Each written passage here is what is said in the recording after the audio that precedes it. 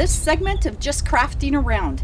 We are going to be using a pellet, the wood from the pellet, to do this month's craft project.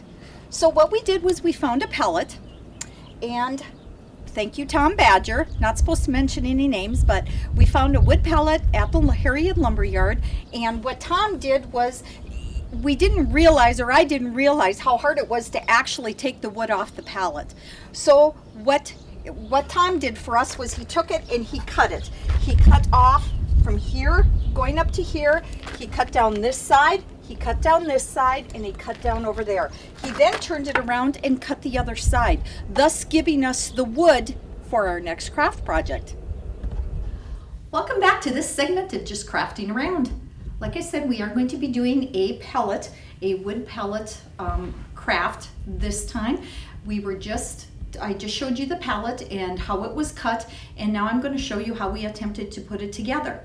What we're going to need here is, I'll show it in segments. What I used when I first started this is, of course, I had some tape on hand because I'll show you what I did with this, and like always, don't forget the coffee. After we cut the wood, I brought it home.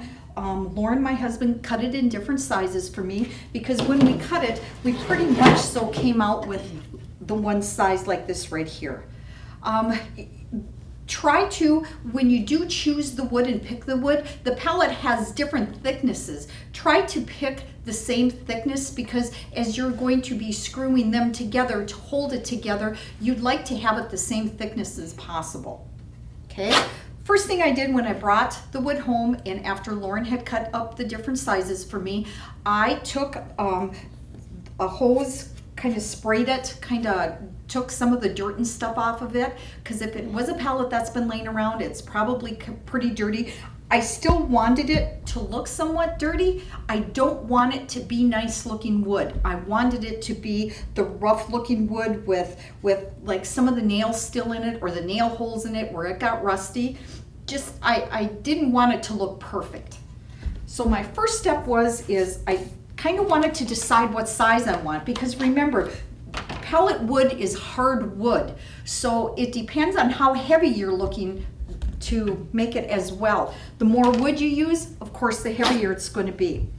What I did was, in order to visibly see it, because I'm a visual person, what I did was I took some of this tape right here. You can either use the painter's blue tape, whatever tape you feel comfortable with, and I took it and I put it on the table so that I could have a visible look of how big that I wanted to make this. You can also take a tape measure. You can measure it out how big you think you want it. That way, that gives you also, kind of gives you the size of what you like. And especially if you're going to be putting it in a certain spot in your house. You may want an 8 by 10, you may want it an 11 by 7, you may want, who knows what size that you're going to need it to be. So what I did was, first step was to do this. Took a look at it and decided, well, either wanted to go a little smaller, a little bit bigger.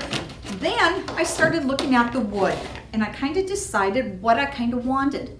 So when you take this wood, decide what side you want to use of the wood and put that face down. Okay, I'm going to take this and put it face down. Now it doesn't have to go all the way out, because you may take smaller pieces of wood, because we're going to make a collage of this. So you may want to take smaller pieces to get it out further. You may want to stagger it so it's not out all the way. So for this, I want to use this side. I'm going to put it face down.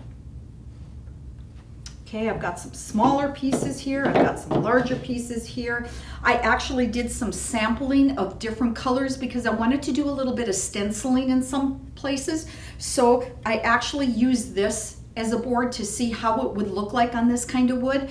Wait till after the paint dries, because while the paint is wet, it actually looks deeper and darker of a color. Once it dries, it's not that deep and it's not that dark anymore. So what I suggest you do is take your stencils out, do some practicing, take a couple colors. The colors that I thought would really come out on here didn't, so I had to change my mind. Okay, as you can see, this isn't cut straight. I also suggest that your husband cuts them straight if he's the one cutting them for you. My husband didn't cut this one very straight for me. But what we're going to do is we're going to try to put it together here. Probably use another piece. And again, the side that you want, put it face down. That's the side that you're going to be using. Now here the thickness isn't quite as thick. This top one is, this one here isn't. You can see that on the ends. So maybe we're not going to use that one. This one here is a little bit thicker, so we may want to come with this one. And again, different sizes, different shapes. I like this. It's got a little bit of rust on it from nails. It's got a little bit of some white on here. Probably just going to move this down if this is what I decide. Maybe put this on top. Put this one on top. It's all what you're looking for. You may turn them around if they don't quite fit together. I still have this far out that I can go with some wood, so maybe I'm going to decide to go with this one. And this one seems to match in a little bit better, or I could go and I could use this one. There again, it's all preference on what you want to do. You may want to take this and you may decide to go this way. You may want to bring it down a little bit so it fits in. If it doesn't fit in where you want to put it, either take this, you can cut off the wood, or you can maybe remeasure. Maybe this part here fits in where you want it to fit in. Again, this reclaimed wood is such pretty wood. Very, very pretty wood. That's why I like it. I like rustic. A lot of stuff in my house is rustic stuff, and I really like it. Antique and rustic. Got a smaller one, may want to place it up here. Then maybe what you want to do, and I did this 100 times as well when I was making mine, I walked away from it. I left it set like this on my table. I now have a crafting room upstairs, so I was able to do that. I left it set, and I walked away from it. And when I came back, I look at it and nope, I didn't like it the way it was. So then I'd switch it out again. Let it go for a day or so. Went back upstairs, took a look at it, and I thought, I think I'll put this piece of wood down here, or I'll put this piece of wood up here, or maybe I want to do something else a little bit different with it. Maybe I want to cut a piece of wood and not have it come out this far. Maybe I want to take this off and move this all to the middle. Know how you want it and what you want to do before you start screwing the wood together. Okay, now that I kind of found what I liked and how I did it, this is what I came up with.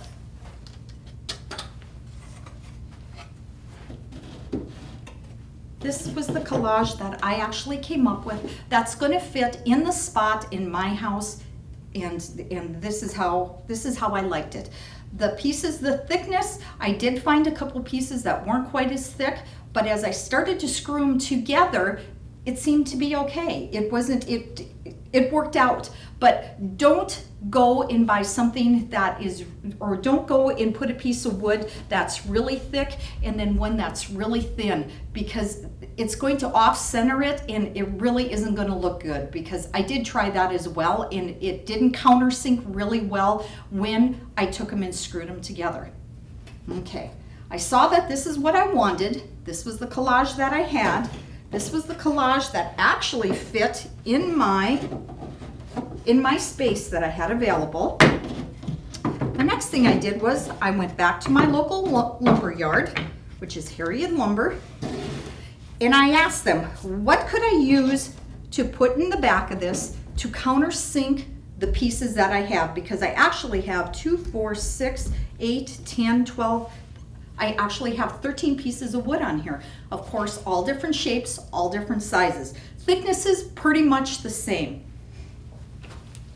What they found and suggested was these plates. Now you will see that they're plates. They've got a screw here and a screw here. So again, what I did was I took it, found the wood that I wanted, turned it upside down. There are 4 plates in here. I took the plate off and I started just piecing 2 pieces together at a time. This one here was 3 that was in the middle. So I wanted to place that in the middle. So I did 3 here, 2 here, and then I put the 4 together. Once I did that, I then decided how I wanted to sink them in together here. So for each piece of wood, I put in a plate, which you can see I've used quite a few plates, but you can also tell that they're not moving. They are not moving up or down. They are not moving sideways. It actually, it worked out perfect. Like I said, I did use quite a few plates, but that was okay. It seemed that when I used the drill to drill these in and countersink them, that went very good as well. The next thing I did was, like I said, I had practiced before on some wood. I want the wood grain and everything to come out because I really, really like this type of wood and I like the look of the wood. So I tried the blue, which is kind of a gray blue, it's duck blue. And I really do like that color. And this one here was a cream color, and I really do like that color as well. So I made a decision to go with the duck egg blue. So what I did was I took a stencil, I laid it down, and I stenciled the duck egg blue onto these 2 pieces right here. I let it dry. Once it was dry, I wanted to pick out and decide what I wanted to put on here, what kind of embellishments. Do I want to hang pictures on here? Do I just want to put, what is it that I wanted to put on here? I kind of want it as a keepsake. I also want pictures and stuff on here. How was I going to hang the pictures? What was I going to use? So for a month or so, again, I wandered around in Hobby Lobby and Joann's Fabrics looking for exactly what I wanted to put on here. And this is what I came up with. Stay in and stay cool with video TV service from Valley. Sign up now and save up to $55 on installation, plus receive 1 month of service free. Call Valley today at 437-2615. Okay, now that we have our wood and stuff screwed together at different pieces, what I'm going to do is I'm going to take a garbage bag. I'm going to unfold it because I don't want to damage my table. And with the screws and stuff that are in the back here, it could damage your table if you're slipping and sliding it around, so I don't want that to happen. Beans, I wanted to put some family pictures and stuff on here. I had to find a way to hang them. So what I did was I got a hold of some chicken wire, and I cut the chicken wire so that I could see still quite a bit of the wood, but yet I wanted it to go through to see the paint and stuff that I had stenciled in the back, the stenciling part of it. So I had cut the wire to size, and I took a staple gun like such, and I stapled the corners. So I stapled in 4 different places because I wanted to put some pictures on here, and I'm going to be hanging them with some small little clips here, clothespins, okay? So, several times looking at this, I decided different things. I put something on. Again, I'm one of those that has to let it alone. I get tired and bored. So I walked away from it, came back, switched it several times. Probably still not even quite happy with it yet, but I will get there.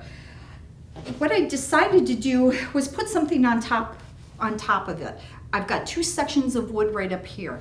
So what I did was I wanted it to say once upon a time. So I took wood letters, and what I did was I first painted them with the duck blue color. When I put it on top up here, it didn't show up very good. Again, trial and error. I thought it showed up pretty good when I had stenciled it, but not with these letters. So I thought, well, it would be nice to put a lighter color over the top. So what I did was I took this chalk paint right here, which is called sheepskin. It's home decor folk art paint. I purchased this at Joann's Fabrics. I took it and I painted it twice over the top. I painted it once, let it dry, painted it again. Once it was fully dry, I took an emery board, and with the emery board, I gently went around the corners and the edges to show a little bit of wear. Once I showed a little bit of wear, I noticed that the grayish blue was coming through, and I thought it looked great. So what I did was I took each letter and I did the same thing to it. I took an emery board, I went on the sides here, and your emery board is like sandpaper. So I scratched off the tops, and what I did was I went along here, the edges and the tops, and I let the blue shine through. Okay, so now I'm going to place this on here. And I'm going to go once. I